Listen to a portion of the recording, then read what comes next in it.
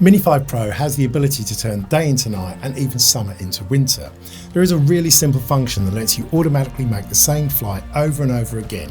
And with a little bit of magic and mixing, you can combine separate videos into a single video clip that really does turn day into night. So a quick video today on how to use this brilliant but underused function.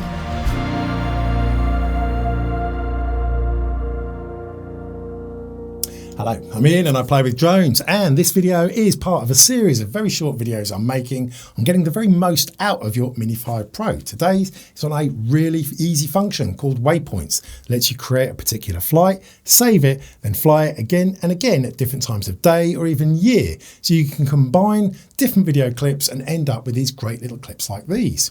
You can also use it to predetermine a flight so that you can actually then film yourself without holding a remote in your hand.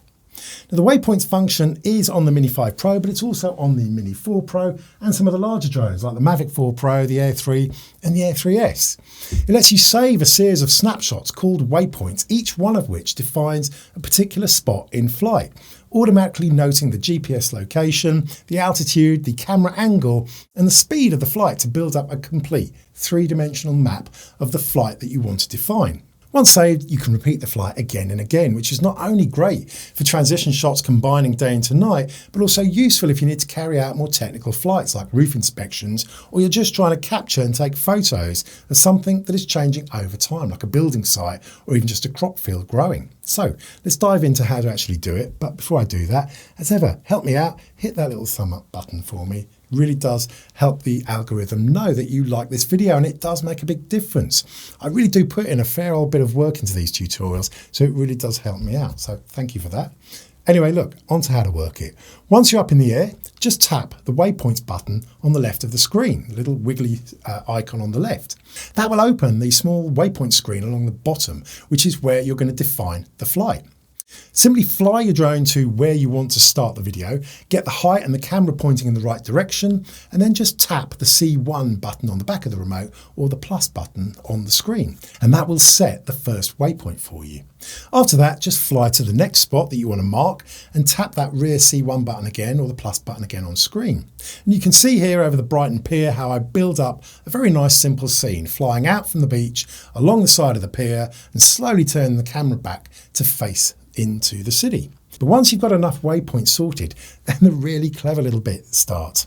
Just tap the three dots on the right of the waypoint screen and you can define some of the global parameters for the entire flight, like how fast you want it to fly and whether or not you want it to automatically return to home once you've completed the flight. After that, you can then tap onto individual waypoints to open up a further screen that lets you define a load of different actions for that particular spot in flight. And when you do that, you can see a whole load of parameters that you can adjust, but you probably don't need to amend any of these because they're preloaded with the values that were in place when you first set that waypoint, whether or not it's like you were using a 2x zoom, what altitude you were at and which way the camera was pointing. And you can even define the camera roll if you've got the Mini 5 or the Mavic 4 Pro. Either way, you can adjust any of them if you need to, but as I said, generally you can leave them as they are. Except of course for the first and last waypoints, where you can then tell it to start recording or stop recording or simply take a photo. And to save your flight, just tap the three dashes on the left of the screen and you'll see the current flight on the top line ready for you to save. But you can click the little pen and edit the title to something more meaningful, type in the name and then click save. That's it. And at that point, you can then tap next. Get that big green go button, tap that and off it goes, flying back to the first part of the flight and then starts the camera recording and it carries out the whole flight exactly as you've saved it. You can see the progress of the flight on screen as it counts its way through the individual waypoints that you've set. Now, once you've actually tried this in real life, you will see the options are all very intuitive and it will not take you that long to set up for a new flight. Now, to recall the flight at a later stage, again, once you're up in the air, you simply tap the waypoints icon on the left of the screen, then tap that flight records icon on the left, tap the flight that you want to bring up, tap the next button on the right, and then tap go. It's that simple to re-fly that same flight again and again. It will automatically fly to the right point and adjust all the camera settings and the directions and carry out that exact same flight again for you. Now, of course, it's up to you as to how many times you actually repeat the flight. For a simple day to night, you may only need 2 or 3 separate flights. And then, as I said, you can have some fun in editing. Now, I'm not going to go through all the different editing programs out there. I happen to be doing my editing in Adobe Premiere Pro. But the principle is pretty much the same for most editing programs. You will align the duplicate videos, stacking them up on top of each other, and then depending on the program, either the upper videos have priority or the bottom videos take priority. But either way, you then start a fade out of the one that's currently being shown, and that will then reveal the other one. So that is it.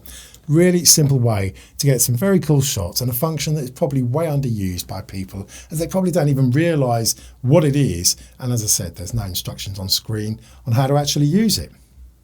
Now, there's a little bit more functionality that you can use in Waypoints that I don't really want to get into too much depth in this quick starter video, but be aware you can actually create the whole flight before you even take off, before you even get to the location, by connecting to the drone before it's taken off, tapping the map to maximise it, and then tapping the Waypoints icon to manually set the waypoints on the map.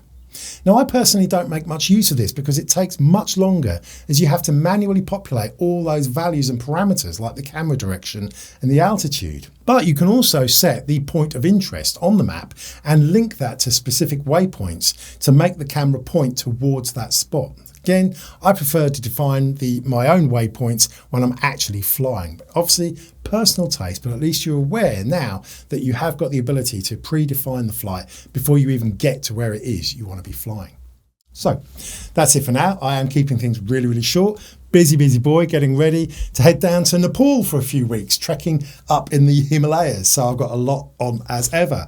I'm flying down to Kathmandu in a couple of weeks' time, go up the mountains around the Gorsaikunda Lake, and I'll be trekking up at 4,500 metres. That's over 15,000 feet. So that is going to be good fun. Look, more on that next time, and you will obviously be able to keep up with that trip on my Instagram, which I will put a link to below, Ian in London. But look, hopefully you found this interesting. It is good fun. So until next time, have fun and happy flying.